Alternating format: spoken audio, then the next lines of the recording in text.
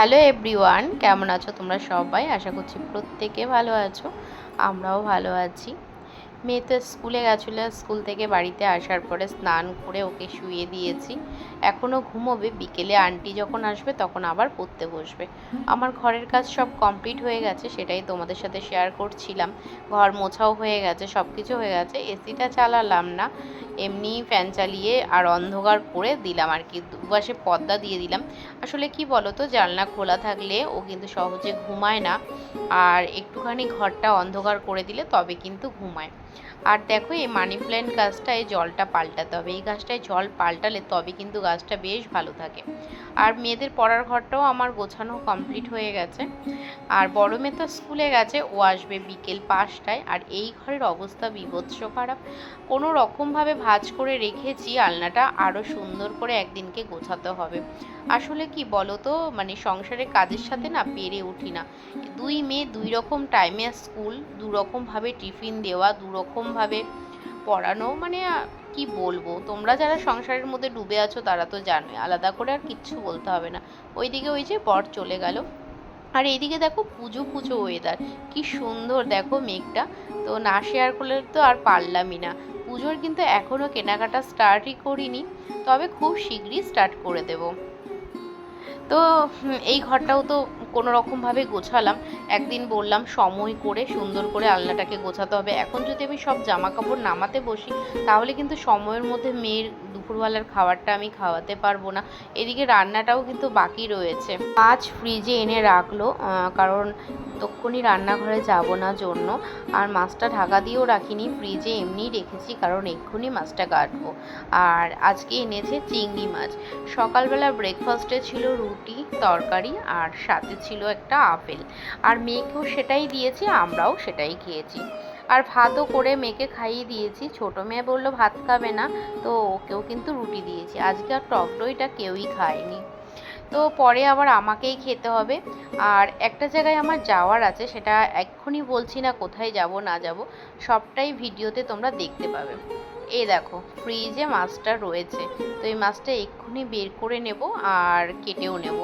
আর এই চিংড়ি মাছটা বাজারে কেটে দেয় না, তবে আমার হাজব্যান্ড কিন্তু কাটার জন্য বলে, কিন্তু কেটে দেয় না আর কি। তো এদিকে দেখতে পাচ্ছ টিফিনের বাসন এত হয়েছে, তারপরে তো দুপুরের বাসন। রান্নাঘরে কিন্তু অবস্থা ভীষণই খারাপ। এই অবস্থা আমি দুপুরের রান্না কিছুতেই করতে পারবো না।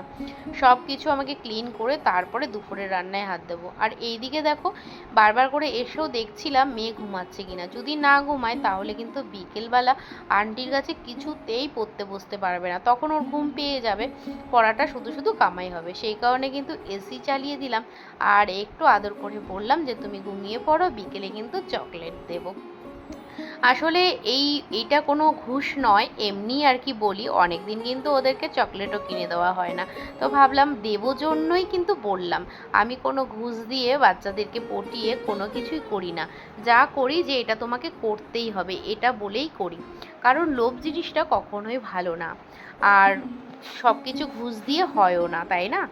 তারপরে দেখো এই যে মাছটা কিন্তু নিয়ে এসেছি ফ্রিজ থেকে বের করে। আর এই দিকে দেখো আমি কিন্তু বাসন টাসন সব মেজে নিয়েছি। মানে রান্নাঘরে ঢুকলেই যে দুপুরের বাসন সকালের বাসন, আমার মাথা খারাপ হয়ে যায়। আর একজনকে পাচ্ছিও না যে বাসন মাজার জন্য আর কি। আসলে কি বলো তো, যখন লোক খুঁজি তখন আর লোক পাই না, আর যখন দরকার হয় না তখন কিন্তু অনেক লোক আসে। এই হলো ব্যাপার। আর এদিকে দেখো আলু পটল দিয়ে চিংড়ি মাছটা করব। বরকে বলেছিলাম পোস্ত এনে দিতে, ঘরে না পোস্ত ছিল না, কিন্তু এনে দেয়নি জানো তো, ভুলে চলে গেছে। সেই জন্য ভাবলাম যে পটল আলু দিয়েই চিংড়ি মাছটা করি, না হয়তো চিংড়ি মাছটা বেশ বড় ছিল, পোস্ত দিয়েও করলে বেশ ভালো হতো। আর ওপরে কি দিয়েছি বলো তো, ঢাকনার উপরে মেথি দিয়েছিলাম, তো ওটাই আর কি গুঁড়ো করে দেব। একটুখানি গরম হতে দিয়েছিলাম, আর ঝুরঝুরে গরম হয়ে যায়, খেতে কিন্তু বেশ ভালো লাগে, আর উপকারও বলতে পারো। তো এই যে আমি কিন্তু হালকা মশলা দিয়ে তারপরে করছি। আসলে এখন তো সবারই গ্যাস অম্বল, বেশি কিন্তু তেল মশলা খাওয়া একদমই ভালো না। আর তোমাদের সাথে বেশ অনেকদিন পরই বাড়ির কোনো একটা ভিডিও শেয়ার করছি।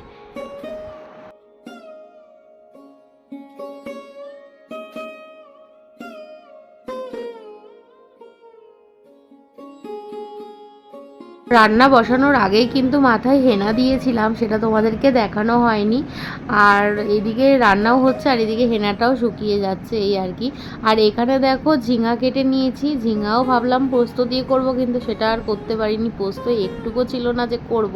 আর ঝিঙা দিয়ে পোস্ত দিয়ে কিন্তু খেতে বেশ ভালো লাগে, কিন্তু আজকে যেভাবে রান্না করেছি সেটাও কিন্তু খেতে খারাপ লাগেনি, ভীষণই ভালো লেগেছে। তো এই যে এখানে লঙ্কার গুঁড়ো, অল্প একটু লঙ্কার গুঁড়ো, জিরের গুঁড়ো, মানে যা যা আর কি মশলা দিতে হয় তো সেগুলোই দিয়েছি। তারপরে পরে ভাবলাম যে একটু মানে সর্ষে বেটে দেবো, তারপরে কিন্তু আর দেওয়া হয়নি, ভাবলাম ঠিক আছে থাক, সর্ষেতে এমনিতেও গ্যাস হয়, আর এই ঝিঙাটা এত ঠান্ডা জিনিস, তার মধ্যে কিন্তু এটার মধ্যে কাঁচা লঙ্কা দিলেই বেশি ভালো হতো, কিন্তু এরকমভাবে কখনো করিনি, সেজন্য ভাবলাম যে ঠিক আছে গুঁড়ো লঙ্কা দিয়েই করি। তো এই গুঁড়ো লঙ্কা দিয়েই করলাম। আর তোমাদের কিন্তু চিংড়ি মাছের মানে পটল আর চিংড়িটা দেখানো হয়নি, ওটা নামিয়ে রেখেছি আর মনেও ছিল না সেই জন্য। আর এটা দেখো ঝিঙা পোস্ত করতে, মানে ঝিঙা পোস্ত বলছি, ঝিঙার এই তরকারিটা করতে কিন্তু বেশিক্ষণ সময় লাগেনি, যেহেতু ঝিঙাটা একদম নরম, আর একটুখানি আর কি ভাজা ভাজা করে তারপরে কিন্তু মশলাটা দিয়ে দিয়েছিলাম। তো এই দেখো আমার কিন্তু ঝিঙাটা হয়েই আসছে, ব্যাস আজকে এই দুটো রান্নাই হবে। আর কড়াইটা, আগে যে কড়াইটা ছিল সেগুলো কিন্তু পাল্টে একটা নতুন কড়াই নিয়েছি, কিন্তু এই কড়াইটাও না ভালো না, দেখতে পাচ্ছ যে চারিদিকে পুড়ে পুড়ে যাচ্ছে, এত ভালো করে মাজছি তারপরেও পুড়ে যাচ্ছে। তো এই যে দুপুরবেলা কিন্তু খাওয়া দাওয়া হয়ে গেছে, আর মেয়ে তো আগেই ঘুম থেকে উঠে তারপরে দুপুরের খাবার খেয়েছে। আর এখন হচ্ছে আমার একটু রেস্ট নেওয়ার টাইম, আর ওদের কিন্তু পড়ার টাইম, মানে আন্টি এসে গেছে, ও এক্ষুনি পড়তে যাবে। তো তার আগে আমার সাথে একটু গল্প করছে, এই আর কি। তো এই যে হেনা তো আমার কমপ্লিট হয়ে গেছিলো, তারপরে কিন্তু তোমাদের সাথে আর দেখাইনি, এখন কিন্তু চুলটা পুরোই শুকিয়ে গেছে, সেই জন্য দেখাচ্ছি, দেখো কতটা সিল্কি হয়েছে। আর ডিমে সাদা অংশটা দিয়েছিলাম হেনার মধ্যে, আর চায়ের লিকার, ব্যাস। আমি আর বেশি কিছু দিই না, অনেকে তো দইও দেয়, কিন্তু আমি দই দিই না, কেন বলো তো, আমার তো হোয়াইট কালারের চুল আছে, তো সেই সময় কিন্তু আমি যদি দইটা দিই তাহলে কিন্তু কালারটা কেটে যায়, সেই কারণে আমি শুধু চায়ের লিকারটা দিই। আর কত সুন্দর হয়েছে, কিন্তু 2-3 দিন যাওয়ার পরে তারপরে কিন্তু মানে অয়েল অয়েল একটা ব্যাপার আসে, তো সেটা হয়তো সবারই হয়। আর আমার যেহেতু স্মুথনিং স্ট্রেটনিং কোনো কিছুই করানো নেই, একদম প্লেন হেয়ার, যেটা মানে ন্যাচারাল সেটাই আর কি ভালো, এই হেয়ারটাই বেঁচে থাকুক তাহলেই হবে। তো পার্লার থেকে তো হেনা করতে বারণ করেছিল, তবুও আমি করলাম, কালারে করলে আবার কি না কি ক্ষতি হবে, সেই জন্য কিন্তু হেনাই করলাম। আর আমার চুলে কিন্তু আর কালার বসবে না, যেহেতু হেনা করে করে প্রোটিনগুলো মানে হেয়ারে রয়েই গেছে, তো সেই কারণে। আর এখন তো সন্ধেবেলা, সন্ধে কি অনেকটাই বাজে, 8টা বাজে, আন্টি চলে গেছে। আর এখন আমি মেয়েদেরকে নিয়ে পড়তে বসবো আর কি, আন্টি যেই হোমওয়ার্কগুলো দিয়েছে, তারপর স্কুলের কাজ, পড়া, মুখস্থ সবটাই তো রয়ে গেছে, সেগুলো কিন্তু বাড়িতে করব, ওদের উপর দিয়েও চাপ যায়, স্কুলে যায়, তারপরে বাড়িতে এসে একটু রেস্ট করে আন্টির কাছে পড়া, তারপরে সাথে সাথে আমার কাছে বসতে হয়। আসলে সকালে পড়ানোর আন্টির কোনো টাইম হয় না, সেই কারণে কিন্তু দুজনকেই আর কি বিকেলে পড়ায়।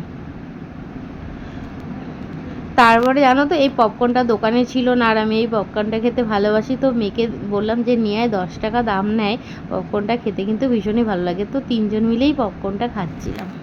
রূপচর্চা করতে বসলাম, এখানে রয়েছে মুলতানি মাটি আর চন্দন পাউডার, তো এটা কেনাই, আর একটু সাথে দুধ, ব্যাস এটা রেডি করে নিলাম, একটু ঘনত্ব ধরনের হবে। আর দেখো বালতি উল্টে দিচ্ছি তবু কিন্তু পড়ছে না, এরকম একটা ক্রিম টাইপের হয়ে যাবে। তো এই যে মুখে লাগানো আমার কমপ্লিট হয়ে গেছে, তারপরে দেখো মুখ ধুয়ে চলেও আসলাম, কতটা গ্লো করছে দেখো, কারণ হচ্ছে মুলতানি মাটি কিন্তু ভীষণই উপকার, আর আমার কিন্তু দেওয়া হয় না, অনেক দিন আগেই কিনে রেখেছিলাম, তো সেই জিনিসগুলো তো ইউজ করে করে শেষ করতে হবে, তারপরে কিন্তু আরও মাস্ক টাক্স হাবি জাবি আরও অনেক কিছু রয়েছে, সেগুলো কিন্তু এক এক সময় যেটা ইচ্ছে হয় সেটাই আর কি দিই, আবার যখন ইচ্ছে হয় না তখন দিই না, তেমনভাবে কিন্তু নাইট ক্রিমও ইউজ করি না, কিন্তু ঘরে কিন্তু সব কিছুই আছে আর কি, মানে ইউজ করা হয় না, খেয়াল খুশি যখন যেমন ইচ্ছে হয় তেমন। কিন্তু এখন তো ভালোই ইনস্ট্যান্ট গ্লো করছে, আর মুলতানি মাটিতে কিন্তু ভালোই গ্লো করে, আর মুখটা অনেকটাই পরিষ্কার হয়ে যায়, এই আর কি। তো এই যে এখন পড়াশোনা কমপ্লিট হয়ে গেছে, তো এখন ওদেরকে খেতে দেবো, খাওয়া দাওয়া কমপ্লিট করে তারপর। আর এখন দেখছে টিভি, তো এই যে টিভি দেখছে এখন ওরা, আর টিভি দেখতে দেখতেই ভাত খায়, ওরা তো আর ফোন দেখে না, এই আর কি। তো দেখো তারপরে এই যে এই নেল পালিশটা পরছিলাম, ওদের তো খাওয়া দাওয়া কমপ্লিট হয়ে গেছে, তো চলো, রূপচর্চা, হেয়ার কেয়ার সব কিছুই হয়ে গেছে। আর একটা নেট পলিশও পরে নিলাম, সেটাও দেখে নিলে। তো নেট পলিশের কিন্তু কালারটা আমার কাছে ভীষণই ভালো লাগে। আসলে একটা কম্বো প্যাক অর্ডার করেছিলাম মুখেরই, তো সেখান থেকে কিন্তু এটা ফ্রি দিয়েছে। তো চলো, আজকের ভিডিওটা এই পর্যন্ত। সবাই ভালো থেকো, সুস্থ থেকো।